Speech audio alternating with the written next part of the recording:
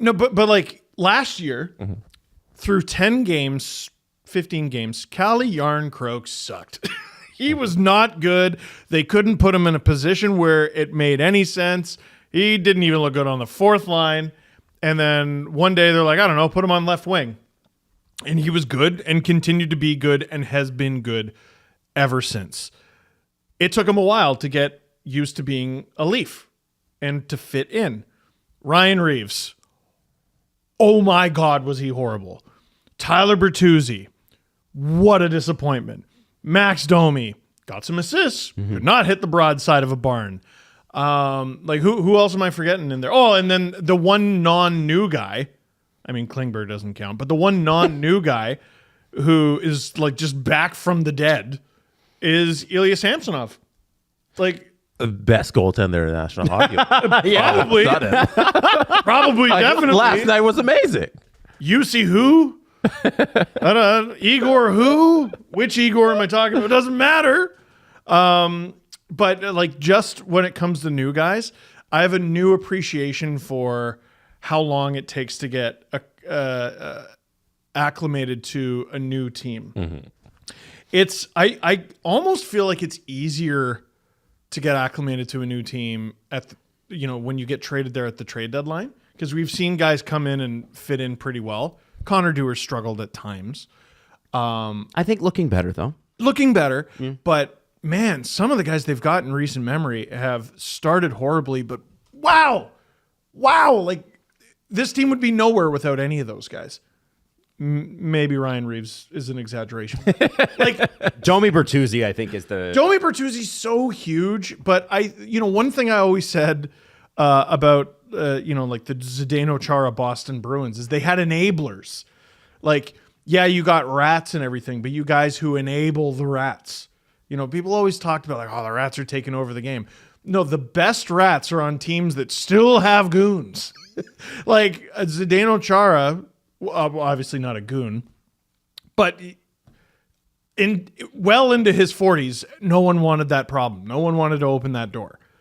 And behind every Domi scrum and Bertuzzi scrum and McCabe getting in your face a little bit and all these other guys. Nyes did something with which defense? Nico Mikkola. Yeah. And big hug. Yeah, but at the end of the day, you go after Matthew Nyes or you fight Matthew Nyes or you go after anyone, you might have to open the Reeves door. And no one really wants to do it. And all these potential playoff lineups where you got to take someone out and put Marner in. You got to take someone out and put Yarncroke in. I haven't really seen anyone take Reeves out of that lineup. Is he going to, like, if they make it to the Stanley Cup final, everyone's perfectly healthy. Is he going to play it? I don't know. Well, did he play along the way? Right? Yeah, exactly. You would stick whatever lineup got you 3 wins in the playoff rounds. We're also way too caught up in the game one lineup. Like of these playoffs, yeah, that's going to switch so many times. If the Leafs were to go on a run, even if they were to play a single 7-game series, Robertson very likely plays at least one game. I think they have so many bodies that even on defense, like you're going to see them try a lot of stuff. Like we might see 11 and 7. We might see a whole bunch of forwards coming in and out. Like they're going to be messing with these lines because that's what Keefe does. Well, like to his fault, and he's very much like Babcock in that way, where they can't pick a lineup and stick with it. They love just trying different stuff. So here's the incredible thing: Marner comes back, Yarncroke comes back. You go 11-7. You're taking out a whole forward line from last game. You're taking out who's not playing? Probably Robertson, probably Holmberg. Now you got to take someone else out.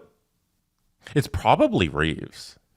Oof. Unless it's Dewar, then it's Connor Dewar. But it's Dewar. But you Reeves, got right? Dewar to help you with the penalty kill. Yeah, right? so I'd say it's probably Reeves. Nyes has had some really good moments recently, but part of me looks at the roster and I go, what if it's him? Well, like, dude, it's a surprisingly deep team. Nyes, I'm pretty happy with it. For me, Nyes was too effective last year in the playoffs to remove him. Yes, I agree. I think he Couldn't was agree more. way too important in the playoffs. And when he went down in the playoffs, like it killed them. They died. failed. Like they died. Yeah, they died. And who Well, the would've Florida known Panthers that? targeted him. Exactly. They had to get him out of the series. Exactly. Like, and who knew like this college guy just coming in is going to have this effect on the line? So I don't think there's a way you can scratch Nyes. Year in and year out, depth scoring has been a problem for the Leafs in the playoffs. And yeah, they had O'Reilly. Yeah, they had Achari. But there was something about just having that kid that gave them the little extra boost. And the second you took him out of the equation, they never found an adequate replacement. No. Never. Dude, they're... Listen, I'm a Leaf fan. I have my natural reservations and defense mechanisms and all that. They've looked really good for like months now. Well, and I want to talk about this because I think they have the second or third most wins since January 1st in the entire league, which is pretty. I think it's 25 wins since the turn of the year, which is amazing, and that's good and good for them. It doesn't mean anything. Just get into the playoffs, right? Wins since January 1st. Carolina Hurricanes and Edmonton Oilers tied with 27. Leafs have 26. The Panthers, Stars, and Rangers are all tied with 25. So that's good company to be in. One thing I want to mention is Ilya Lyubushkin. This guy has sort of changed. I mean, they did a good job without Morgan Riley there. There's no question. When he was suspended, everybody thought, oh boy, this is going to be a really tough 5-game stretch for them. Undefeated. So according to Corsi HL, Ilya Lyubushkin has been on the ice for just 4 5-on-5 goals in the 12 games since he was traded to the Leafs. A 57.9 expected goals for, a 69.2 percent expected goals for percentage in that span as well. Man, that's crazy. What that's essentially saying is he's winning the time that he's on the ice. Damn, now, that's crazy. Here's what's interesting. With Simon Benoit, with Ilya Lyubushkin, both coming from a terrible team, right? Yeah. Which terrible team? The Ducks. And Klingberg too, to be fair. Lyubushkin was on another... The Sabres? Anyway, continue. They had a lot of people concerned because it's like, oh man, like their advanced statistical numbers are not great. And yet they've come in and been two of the most steady defensemen the Leafs have. Why are you talking to me? Are you making fun of me here? Man, how many times do I have to teach you this lesson, old man? Dude, once again, you take a guy from like the worst team in the NHL and you put him on a pretty good team. But that's not the same with everybody. No, it's not. That is not the same. You're right. Like, not everybody can do that. That's why oftentimes they're playing on the worst teams. It's like, that's the place where they can get a job. I think there's a lack of trust with Ryan Reeves, and there's a lack of trust with Brad Treliving over guys like Ryan Reeves and John Klingberg. And also, I think people rightfully question what happened in Calgary the last couple of years. 100%. Now, I think the owners got something to do with that. It's not like Brad Treliving was even allowed to hire the coach he wanted. But it's funny how perception changes, because the perception with Brad Treliving has quickly become the bigger the better. He likes just big, mean trolls with clubs and just go out there and just 6 Bam Bams on defense. But then I go and I look at the Flames of the past few years and I'm like, are we talking about the same Brad? Like the team that like Noah Hannafin and Oliver Shillington and went out and he Rasmus Anderson and Mackenzie Weegar. Like, these are all like guys who can do stuff with the puck. Like, what do you?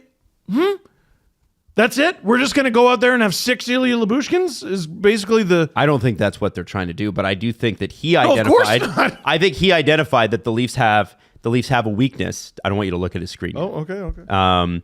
The Leafs had a weakness in toughness and in size on the back end.